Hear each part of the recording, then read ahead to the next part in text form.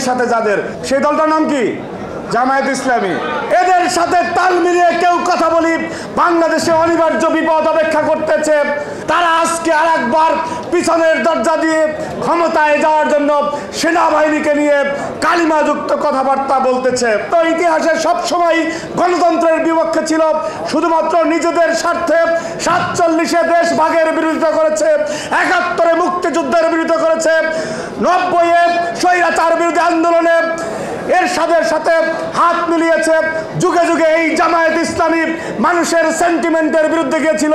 তারা আজকে আরেকবার পিছনের দরজা দিয়ে ক্ষমতায় যাওয়ার জন্য সেনাবাহিনীকে নিয়ে কালিমাযুক্ত কথাবার্তা বলতেছে। প্রিয় উপস্থিতি, সেনাবাহিনী বাংলাদেশের গর্বের ঠিকানা।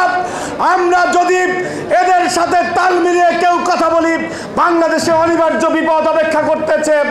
আজকের যে প্রেক্ষাপট, নভেম্বরে দেখলাম যে আওয়ামী লীগ প্রোগ্রাম দিয়েছে কি ঢাকায় নাকি লকডাউন, হাসিনার এই রায় হবে সেজন্য নাকি লকডাউন দিয়েছে। বেশ ভালো কথা, লকডাউন দিছে।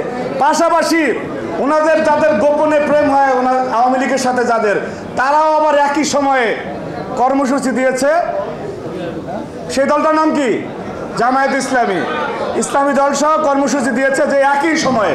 দেখেন, বাংলাদেশে একটি অস্থিরতা তৈরি করার জন্য গোপনে গোপনে যে আতাত রয়েছে, 71-এর পরাজিত শক্তি আর 24-এর পরাজিত শক্তি মিলে বাংলাদেশকে অনিবার্য বিপদের দিকে ঠেলে দিতে যাচ্ছে।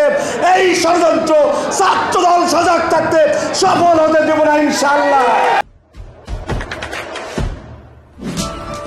দেশে দেশে সবার সাথে দ্য নিউজ।